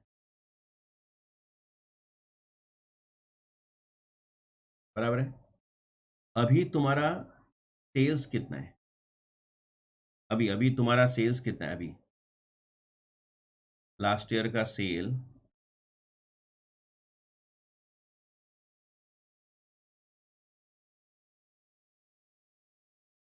तुम्हारा सेल कितना है, ये 8, देखो अभी 8 का सेल्स है। तुमको 8 का सेल्स चाहिए ईयर 1 में, ईयर 1 में 8 मिलियन का सेल चाहिए, उसका कितना परसेंट वर्किंग कैपिटल हमको रखना है, 20%, तो 1.6। ईयर 1 का जो तुम्हारा वर्किंग कैपिटल रिक्वायरमेंट है वो खाली 1.6 है। तुम्हारे पास एक्सेस वर्किंग कैपिटल है, क्या बोला मैंने, एक्सेस वर्किंग कैपिटल है, ये एक्सेस है, ठीक है। तो और डालने का जरूरत नहीं हमको। अच्छा फिक्स्ड एसेट, देखो फिक्स्ड एसेट इन्वेस्टमेंट पहले साल का, देखो ऊपर क्वेश्चन में 0.5 है। तो हमारे पास इतना वर्किंग कैपिटल बिजनेस में पड़ा हुआ है, आने वाले साल में सेल्स रिड्यूस होने वाला है हमारा, ऐसा लग रहा है हमको। एग्जिस्टिंग सेल्स तो दिया नहीं है, एग्जिस्टिंग सेल्स दिया नहीं, लेकिन आने वाले साल का तुमको 8 दिया, उसका 20%, आई नीड ओनली 1.6, और बिजनेस में 3 मिलियंस लगा हुआ है पैसा, गेटिंग इट, 3 मिलियंस और 3 crore, what ever it is, क्या है वो, मिलियन करोड़ जो भी है, what ever is the measurement, ठीक है, उतना हमारे पास पड़ा हुआ है। तो 0.9 अभी भी एक्सेस है। Therefore, as working capital and capex required in year 1 is financed by the existing working capital, no further cash outflow with respect to the same is expected. मतलब ये इधर यहाँ पे इस वर्किंग के अंदर देखो हमने क्या किया है, वर्किंग कैपिटल, ये देखो फ्री, ये ना ये 2.68, उसी को हमने फ्री कैश फ्लो मान लिया है, समझा, उसी को हमने फ्री कैश फ्लो, क्योंकि कुछ इन्वेस्टमेंट का जरूरत ही नहीं है, एक्सेस पैसा पड़ा है, एक्सेस पैसा पड़ा है हमारे पास ऑलरेडी। वर्किंग कैपिटल 3 करोड़ का है, 3 करोड़ और मिलियंस जो भी है, और हमारा जो रिक्वायरमेंट है वो कम है, मतलब तुम्हारा सेल्स रिड्यूस हो गया है, ऐसा हुआ है, बराबर। चलो अभी ईयर 1 का कितना पड़ा हुआ है बैलेंस, देखो ईयर 1 का बैलेंस कितना पड़ा हुआ है, 0.9। ये 0.9 को इधर कैरी फॉरवर्ड किया, ये इधर कैरी फॉरवर्ड किया, इस आई थिंक इसमें कोई डाउट नहीं है। ईयर 1 का फिगर इधर कैरी फॉरवर्ड किया, ये वाला, बराबर है। एग्जिस्टिंग वर्किंग कैपिटल ईयर 1 के एंड में, अभी ईयर 2 में देखो, ईयर 2 में वर्किंग कैपिटल रिक्वायरमेंट कितना है तुम्हारा, ईयर 2 का वर्किंग कैपिटल रिक्वायरमेंट कितना है, ईयर 2 का, ईयर 2 में वापस 10 से 8 हो रहा है, 8 से 10 हो रहा है तुम्हारा सेल्स, ये देखो ये ईयर 2 का सेल बढ़ रहा है, देखो ये अभी बढ़ रहा है, तो और डालना पड़ेगा पैसा, तो 10 8 20%, और एक्स्ट्रा कितना डालना पड़ेगा, 0.4। 8 का तो एडजस्टमेंट किया था तुमने पहले प्रीवियस ईयर में, अभी खाली 2 का एडजस्टमेंट करो, और चाहिए इतना तो 0.9 में से 0.4 गया तो 0.5 बचा। ईयर 2 का कैपेक्स रिक्वायरमेंट देखो ऊपर 0.8 है, क्वेश्चन में देखो ऊपर, क्वेश्चन में देखना 0.8 है, तो 0.5 0.8 मतलब 0.3 डालना पड़ेगा तुमको ईयर 2 में। ईयर 2 में सॉरी 0.3 तुमको इन्वेस्ट करना पड़ेगा। I hope it is clear. अरे 0.9 है, वर्किंग कैपिटल के लिए 0.4 गया, बचा कितना 0.5, this is for fixed assets. लेकिन तुमको ईयर 2 में 0.8 का इन्वेस्टमेंट चाहिए, 0.8, और ये 0.3 है, 0.3 0.8 मतलब कितना डालना पड़ेगा तुमको 0.3 इन्वेस्ट करना पड़ेगा। तो 0.3 डाला है, देखो इधर इधर ये यहाँ पर तो नहीं है, कैपेक्स के लिए 0.3 देखो, गेटिंग इट। तो ये एक पॉइंट इंपॉर्टेंट था, बाकी इजी है, अभी सब में कुछ नहीं है, दम नहीं है, इजी क्वेश्चन है। ठीक है, now you can see the working, calculation किया है, डिस्काउंट किया है, वैल्यू ऑफ द फर्म मिला, फिर उसमें से value of the debt minus किया, वैल्यू ऑफ इक्विटी मिल गया, correct. Okay, we go to question number 16। Question number 16, यहाँ पर भी तुमको वैल्यूएशन ऑफ इक्विटी ही करना है, फाइंड आउट द वैल्यू पर शेयर ही है question, calculate the value of share. लेकिन अभी इधर हम लोग FCFE वाला कॉन्सेप्ट यूज करेंगे, FCFE, free cash flow for equity. Now what is free cash flow for equity? देखो, हमने FCFF कैलकुलेट किया, वो फर्म के लिए था, अभी हम लोग इक्विटी की बात कर रहे हैं। तो सबसे पहले तो मैं इधर लूंगा नेट इनकम। नेट इनकम मतलब it is after interest, yes, it is net profit after tax, it is net profit after tax. Tax के बाद है, हाँ, क्या वो इंटरेस्ट के बाद है? यस। तो इंटरेस्ट वापस ऐड करना है? नहीं। क्यों नहीं? Because I am trying to find out the free cash flow for equity. Equity तो इक्विटी के लिए अगर प्रॉफिट चाहिए मुझे तो डेट के बाद ही आना चाहिए, तो इंटरेस्ट के बाद आना चाहिए, बराबर है, दिस इज परफेक्ट, इंटरेस्ट के बाद आना चाहिए। तो इंटरेस्ट माइनस किया हुआ है, ऊपर किया हुआ है, is it net profit after tax? Yes. अभी मुझे जो फाइंड करना है, लिसन, इसमें से what I want free cash flow for equity. तो वर्किंग कैपिटल के लिए पैसा डालना पड़ता है, डेप्रीसिएशन के लिए पैसा, तो depreciation non cash item add करना पड़ेगा ना इसमें, वो मैं ऐड कर देता हूँ,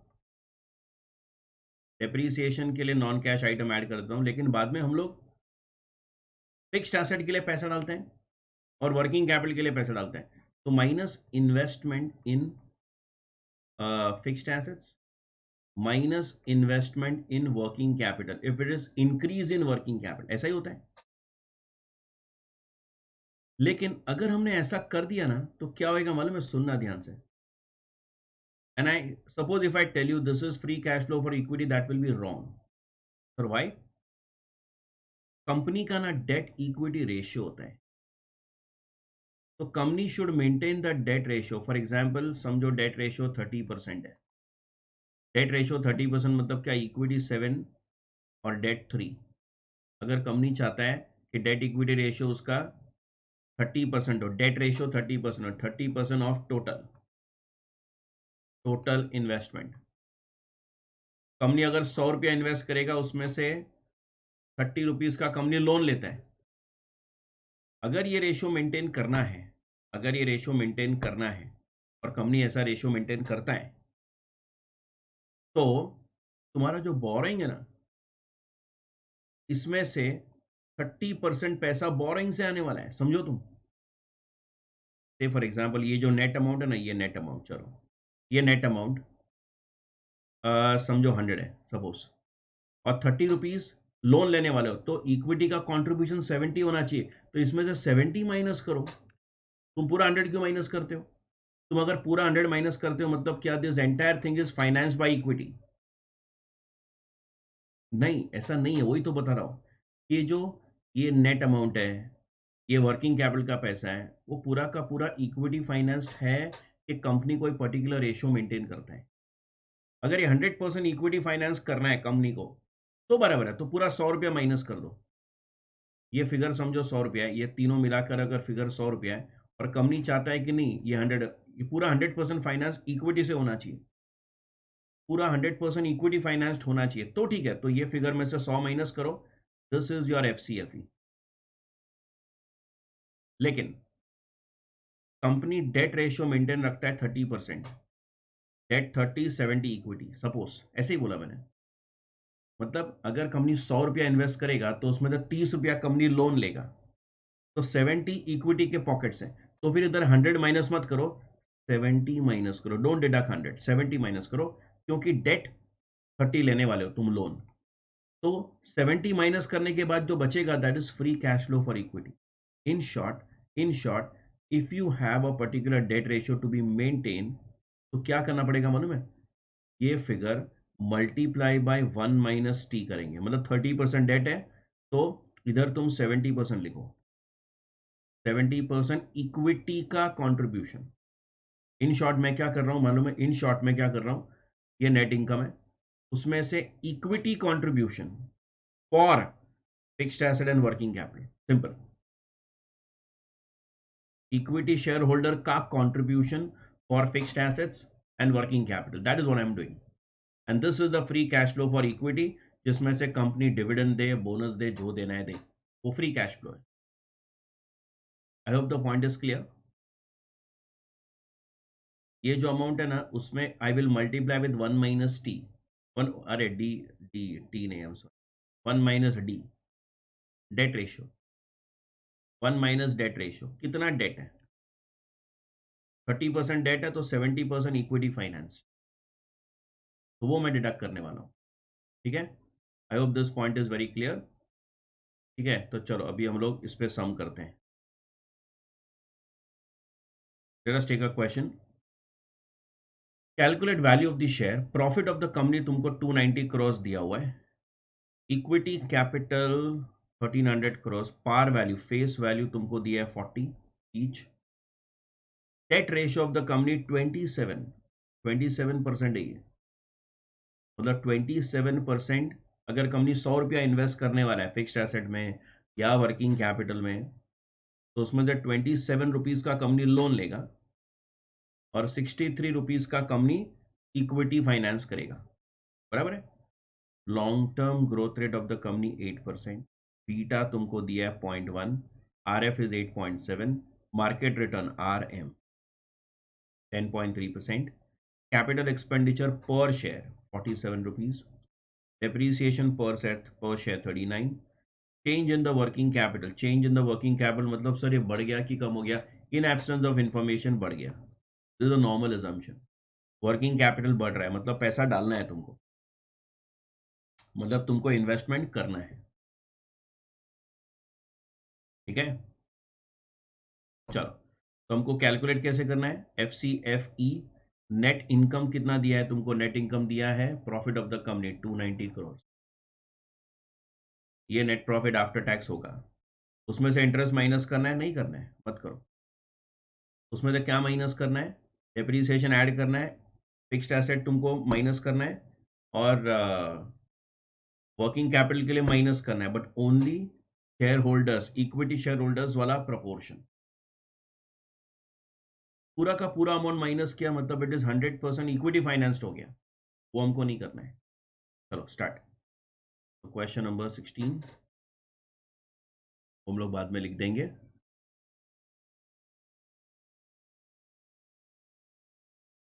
चलो सबसे पहले तो मुझे क्या करना पड़ेगा, तुम्हारा प्रॉफिट कितना है,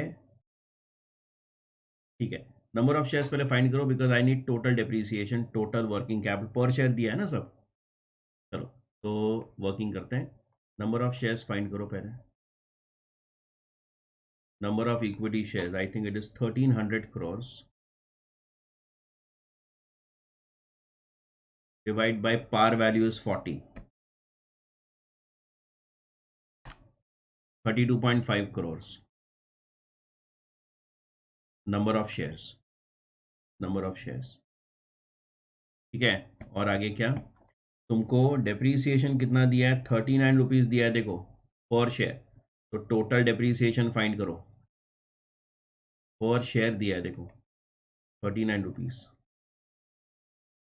मल्टीप्लाई बाय 32.5 करोड़ शेयर्स, तो टोटल डेप्रीसिएशन कितना आता है, 1267.5।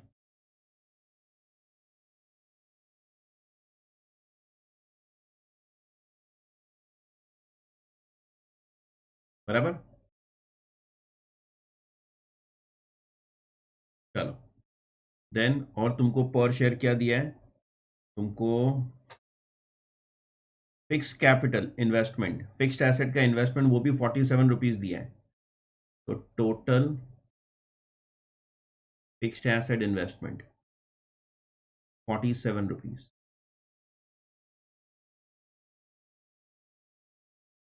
कितना आता है,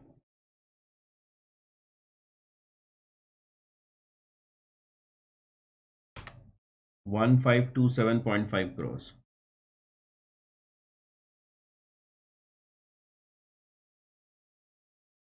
नंबर 4, वर्किंग कैपिटल वो भी तुमको 3.45 रुपीज़ दिया है देखो पर शेयर, है ना। तो उसको भी हमको लिखना पड़ेगा, total change in working capital increase assume किया हमने, कितना है 3.45।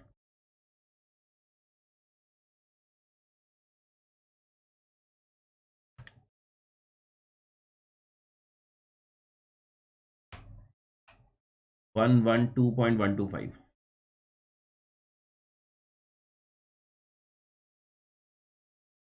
Total increase in working capital, बराबर। चलो अभी हम लोग FCFE कैलकुलेट करते हैं। तो पहले मैं लिखता हूं नेट इनकम। नेट इनकम कितना है, 290 करोड़ था ना, 290 करोड़, ठीक है। इसमें से क्या माइनस कर रहा हूं देखो, फिक्स्ड एसेट्स के लिए फिक्स्ड एसेट्स का अमाउंट हम लोग ऐड बैक करते हैं, लेकिन क्या होता है practically, difference between the new investment in fixed assets minus depreciation is the net amount of investment, ठीक है। तो हम लोग क्या लिख रहे हैं पता है, ये देखो, तुम्हारा fixed asset investment minus depreciation का 1 माइनस दैट रेशियो 0.27 है ना शायद, ये लिख रहा हूं देखो मैं, ये debt ratio, debt ratio as a formula लिखा मैंने, अभी नीचे में सॉल्व कर देता हूँ डेट रेशियो। तो देखो फिक्स्ड एसेट इन्वेस्टमेंट कितना है तुम्हारा, ऊपर देखो 1527.5, और डेप्रीसिएशन कितना है तुम्हारा 1267.5 इंटू 1 माइनस डेट रेशियो। तो मैं थोड़ा सा बता देता हूँ, ठीक है। तो 1 माइनस डेट, ये कितना आता है बोलो जरा, हाउ मच इज दिस। तुम्हारा फिक्स्ड एसेट का इन्वेस्टमेंट कितना करना है 1527.5, और डेप्रीसिएशन मतलब नॉन कैश आइटम जिसके लिए पेमेंट नहीं किया है, उतना पैसा बचा हुआ है ना तुम्हारे पास, उतना पैसा बचा हुआ है। तो net amount you have to invest, depreciation is a non cash item, उसका पेमेंट नहीं हुआ है, तो उतना तुम्हारा सेविंग्स है 1527.5 माइनस 1267.5, बराबर है, इंटू 0.63, 163.8 माइनस सर 0.73 होगा। 0.73, हाँ मैं क्या 0.73 लिख रहा हूँ, सॉरी 0.73 कितना आएगा, वो कितना डिफरेंस था उसका, 1527.5 माइनस 1267.5 इंटू 0.73, 189.8, बराबर है।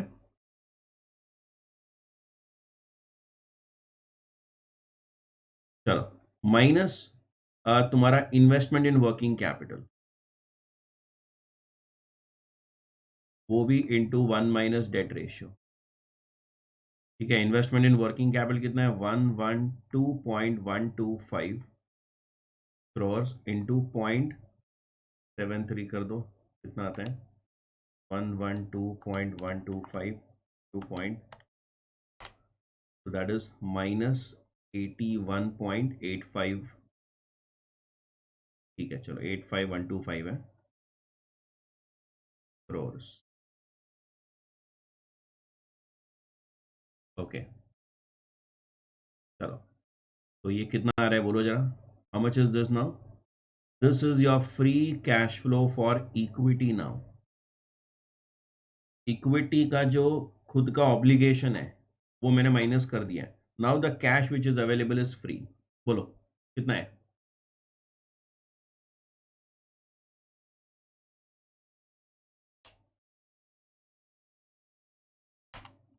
18.34875 आता है कुछ, तो मैं इसको 18.35 करोड़ कर देता हूं,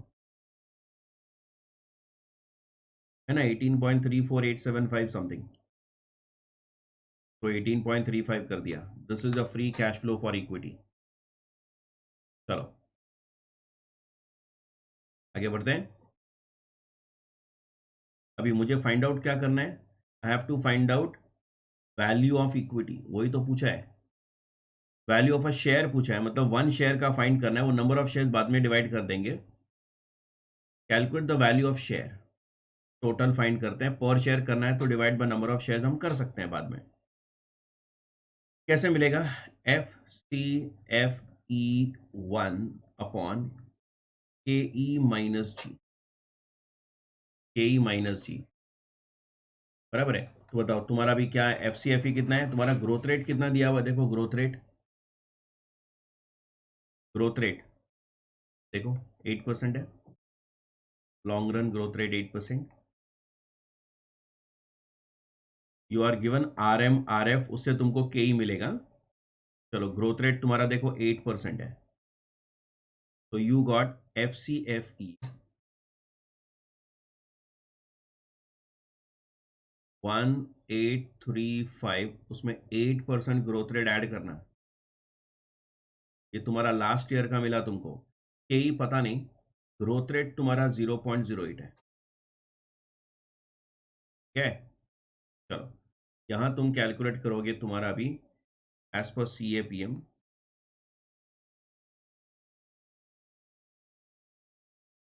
ठीक है, you got net income of the company. Net income मतलब वो लास्ट ईयर का इनकम होएगा जो भी गया, वो एक्सपेक्टेड थोड़ी है, ये एक्सपेक्टेड थोड़ी दिया है.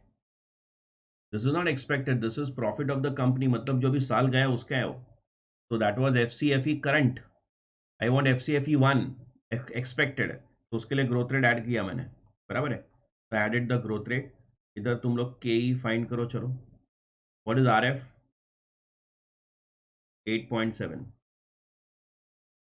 प्लस बीटा कितना दिया है, 0.1 दिया है. देखो R M minus R F, R M is 10.3, R F is 8.7. Solve करो इसको, कितना आता है 8.86, 8.86, चलो ठीक है 8.86%, बराबर है. तो इधर लिखो 0.08, find out the value of equity, come on solve.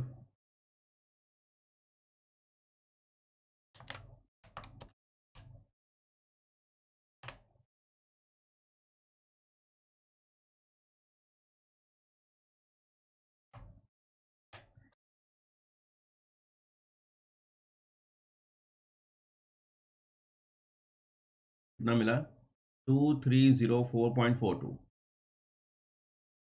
2304.42 crore. ये पूरे इक्विटी का वैल्यू है, ये एक शेयर का वैल्यू नहीं है. This is not value of 1 share, this is a total value of equity, total. ठीक है, तो व्हाट इज वैल्यू पर शेयर, तो 2304.42 करोड़ डिवाइड बाय नीचे number of share, number of shares कितना था 32.5 था ना, 32.5 करोड़ शेयर्स. चलो डिवाइड करो, डिवाइड बाय 70.905, 70.91, राइट. तो 70.91 रुपीज पर शेयर हमको वैल्यू मिला। करेक्ट? ओके, मैं एक बार शॉर्ट में फटाफट बोल देता हूं FCFF और FCFE में क्या फर्क था। देखो, क्योंकि this is very important exam के पर्सपेक्टिव से। FCFF क्या है? तुम EBIT निकालते हो। EBIT क्या है? दोनों के लिए, डेट और इक्विटी दोनों के लिए, मैं फर्म के लिए कैश फाइंड कर रहा हूं। फर्म में दोनों आते हैं, डेट इक्विटी दोनों। उसको 1 - T किया, टैक्स लायबिलिटी गवर्नमेंट का आउटसाइड लायबिलिटी है। इसमें हम डेप्रीसिएशन ऐड कर देंगे क्योंकि वो नॉन कैश था। इसमें फिक्स्ड एसेट का इन्वेस्टमेंट है तो माइनस करो, वर्किंग कैपिटल के लिए पैसा डाल रहे हो तो माइनस करो। This is FCFF। बराबर है? फर्म के लिए, फर्म के लिए मतलब इसमें डेट भी आई। ये जो कैश है, ये जो कैश है, ये डेट के लिए भी है और इक्विटी के लिए भी है। अच्छा, मुझे अगर FCFE फाइंड करना है तो I should take directly net profit after tax.